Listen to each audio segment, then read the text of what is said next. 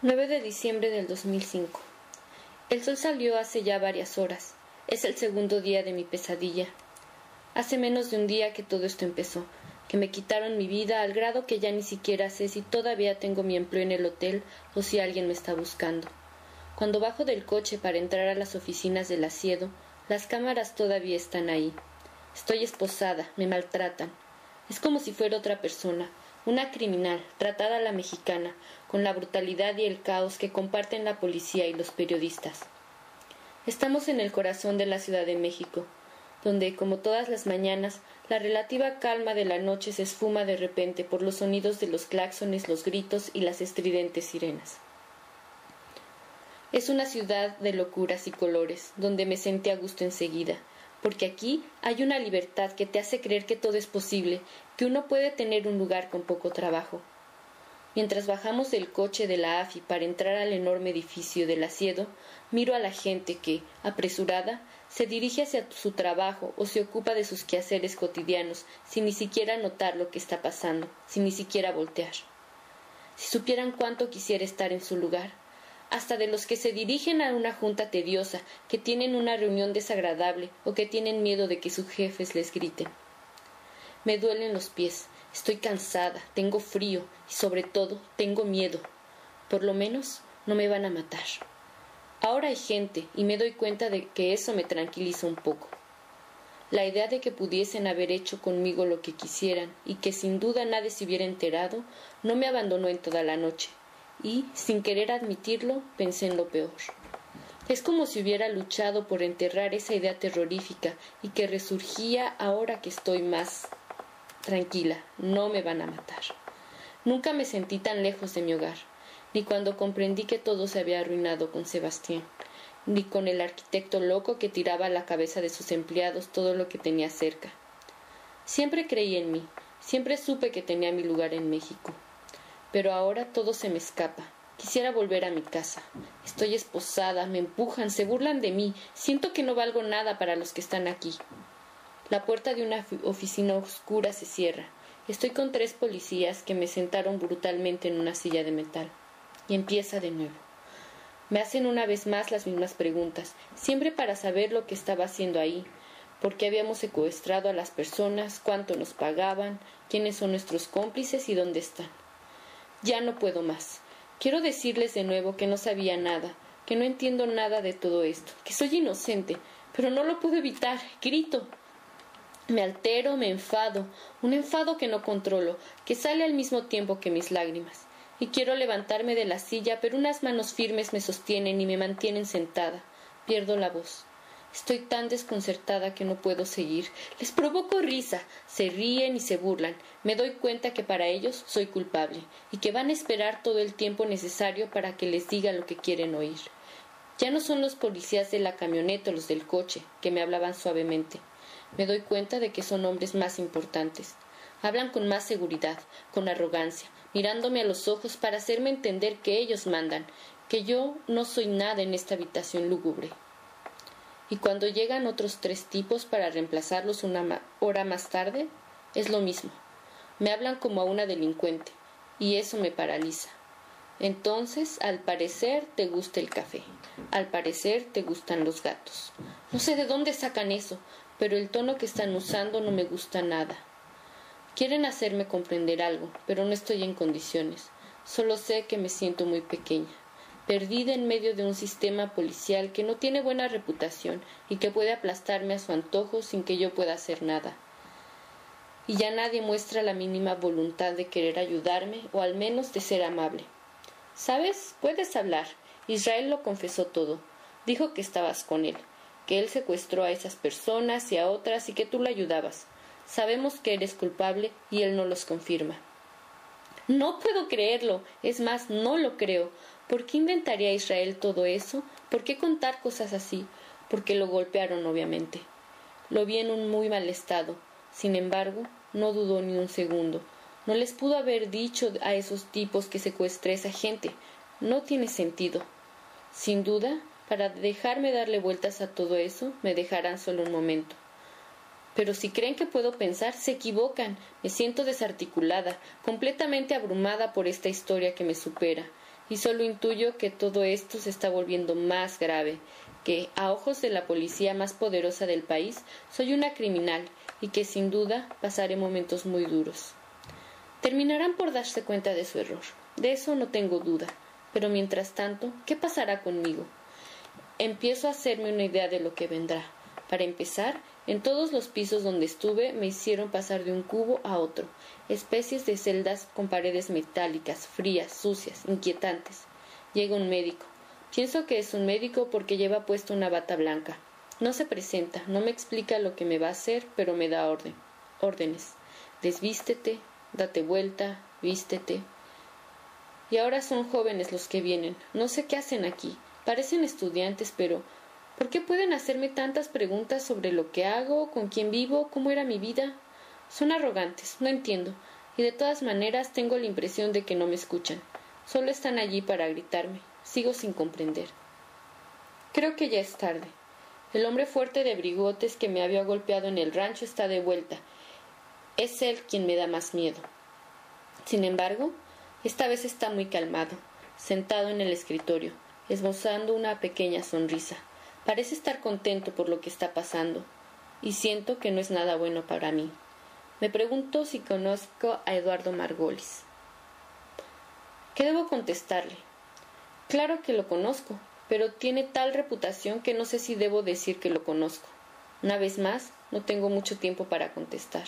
Los tres se ríen, se dicen cosas que no escucho y de repente se vuelven agresivos. Te va a chingar Margolis. Siento nuevamente un malestar, como la noche anterior, quizás, cuando tenía miedo de morir. Pienso en lo que me había contado Sebastián sobre las amenazas de muerte contra él y sus 2 hijos, cuando se peleó definitivamente con su antiguo socio. Me acuerdo que Sebastián lo había tomado muy en serio, había tenido mucho miedo. En la mesa, frente a mí, uno de los hombres mira tarjetas de presentación de cuando trabajaba para Sebastián. Llevan mi nombre, claro, y el logo de la empresa de material médico que tenía mi hermano con Eduardo Margolis. En esos tiempos, Sebastián no desconfiaba. El otro había puesto dinero, y parecía que los dos creían en su negocio. Pero conforme Sebastián fue conociendo a Margolis, se fue asustando. La imagen que se fue haciendo de ese tipo de mirada sombría rápidamente se fue deteriorando. Tenía relaciones ambiguas con la policía y no lo ocultaba. Un aire de corrupción flotaba en medio de todo eso y de sus otras actividades, de las cuales hablaba cada vez más abiertamente. Protección de personalidades, blindaje de coches y también un negocio que se dedicaba justamente a la resolución de secuestros.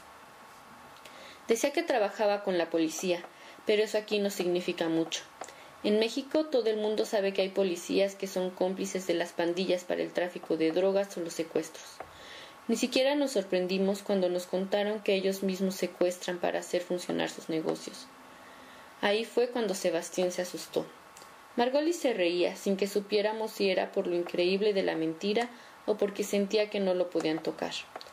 Lo rodeaban muchas personas con facha de maleantes y eso le daba un aire de omnipotencia que él alimentaba de vez en cuando, jactándose de tener los favores de hombres de poder. Cuando Sebastián quiso retirarse del negocio, todo se vino abajo.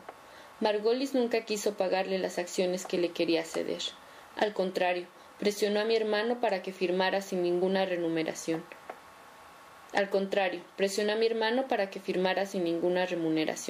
Y Sebastián terminó, como en una mala película, su vida podrida por el miedo, aun cuando rechazaba la idea de que abusaran de él. Puso una demanda, pero el expediente nunca avanzó. Le decían que el Ministerio Público había cambiado, que había que empezar de cero. Se burlaban de él, a veces abiertamente. Unos meses más tarde le llegaron a decir que su expediente se había perdido. En cambio, la demanda que interpuso Margolis contra él por robo y abuso de confianza nunca se perdió. Testigos falsos contaron historias fantasiosas, presentaron facturas falsas y la policía llevó a cabo pesquisas totalmente ilegales. Más tarde, cerraron el negocio de mi hermano, sin explicaciones. Podían hacer lo que quisieran, todo el mundo lo veía como si fuera normal. Pero lo peor ocurrió a finales del 2004. Un día de diciembre, Lolani recibió una llamada de Margolis, quien los amenazó de muerte y también de secuestrar a sus 2 hijos, que en ese entonces tenían 4 y 5 años.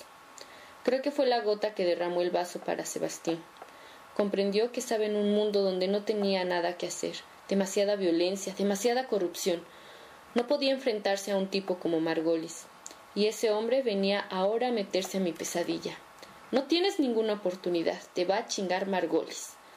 Esas palabras me dejaron heladas. Comprendí que habían encontrado esa tarjeta de presentación en mi departamento. Habían tomado mis llaves en el momento de nuestro arresto el día anterior. Fueron a buscar, seguramente les di mi dirección. Pienso en Sebastián, en los niños, en las amenazas de muerte. Me llevan de nuevo al sótano. Esta vez es peor. Un agujero lleno de ratas. Es un pasillo largo con pequeñas celdas apestosas, 3 muros y una pared de vidrio. Hay 2 camas de concreto y bañas a la turca, sin puerta. Me empujan en una celda en donde ya hay una chica, y me quedo allí, sentada en el borde de la cama, helada, petrificada, como en estado de shock. Intento hablarle, pero no sé muy bien lo que digo, y ella ve cómo me tratan, no quiere acercarse a mí. Un tipo llega para ofrecerle agua, papel higiénico. Ella lo rechaza. Pero yo sí quiero el papel. Se lo digo al tipo, que me responde sin ni siquiera mirarme. Tú te chingas. Todo es pura violencia aquí. Es así desde que llegué y no he dejado de tener miedo. El miedo opaca todo, hasta mi orgullo. Solo quiero que no me digan nada, que ni siquiera me miren. Quiero que me dejen en paz. Sin embargo, me vienen a buscar otra vez. Subo las escaleras oscuras hasta una oficina donde me piden que me siente. El teléfono va a sonar, descuelga. El teléfono empieza a sonar. Oigo una voz a lo lejos que dice mi nombre. Lo repite, me pregunta qué está pasando y dice que no lo puede creer. Es mi madre. ¿Cómo es posible? ¿Cómo sabe que estoy aquí? Es como un milagro. Oigo su voz, siento que está preocupada y quiero tranquilizarla, pero no puedo. No me sale nada. Por primera vez me derrumbo. Rompo en llanto, lo que no había hecho desde el comienzo de esta historia loca. Incapaz de articular, de reponerme, no dejo de llorar, abrumada por el sueño y miedo. Si me derrumbo ahora, es sin duda porque la voz de mi madre me reconforta, me tranquiliza. Hasta este momento estaba demasiado tensa como para llorar. Le escucho que me habla, busca hacerme sentir bien. No te preocupes, te sacaremos de allí. No me hace ninguna pregunta. Comprenderé más tarde que esa confianza es extraordinaria, que ella fue quien me hizo sentir mejor y que yo ni siquiera pude decirle algunas palabras para tranquilizarla. Ese momento debió ser horrible para ella. Yo estaba tan lejos, ella se podía imaginar tantas cosas, y todo lo que había oído eran mis llantos y a ese tipo que me mandaba colgar el teléfono después de un momento demasiado corto. Fue el cónsul quien se lo anunció a mis padres, por lo menos hizo eso. Poco más tarde vendrían a verme para cumplir con lo mínimo, la asistencia consular. Pero eso debió costarle mucho porque me trató como a una delincuente. Lo único que me dijo fue que no podía hacer nada por mí, mientras que Frank Berton, el abogado que mis padres contrataron más tarde para defenderme, me diría que el cónsul habría podido obtener mi liberación sobre la base de una violación flagrante de la Constitución mexicana. El artículo 16 establece que, en una detención, el inculpado puede ser expuesto. El artículo 16 establece que, en una detención, el inculpado puede ser puesto a disposición del Ministerio Público inmediatamente. Ahora bien, entre mi arresto y mi llegada a la sede de la policía esa mañana, ya habían pasado casi 24 horas. Se lo pude haber contado al cónsul, pero parecía que tenía cosas más importantes que hacer. A él tampoco se le ocurrió, y como muchos mexicanos que vieron todo por televisión, sin duda él también creía lo que se mostró. A sus ojos, soy una secuestradora de niños, Florence la diabólica, y peor aún para él, Florence la francesa. Así es como me consideran aquí, y si entiendo bien, de momento así es. Vuelvo a bajar a la celda sórdida donde la chica me lanza miradas sucias, apenas me atrevo a mirarla. Oigo gritos, veo hombres pasar con las mangas remangadas, a menudo armados, a veces llevando prisioneros abatidos, silenciosos, cabizbajos, y de repente veo a Israel, sigue esposado, lo llevan de los cabellos, lo empujan, lo jalan, lo arrastran. No me vio, me quedo allí, inmóvil, como oída, indiferente e insensible a todo lo que ocurre a mi alrededor. Tampoco pasa mucho a mi alrededor.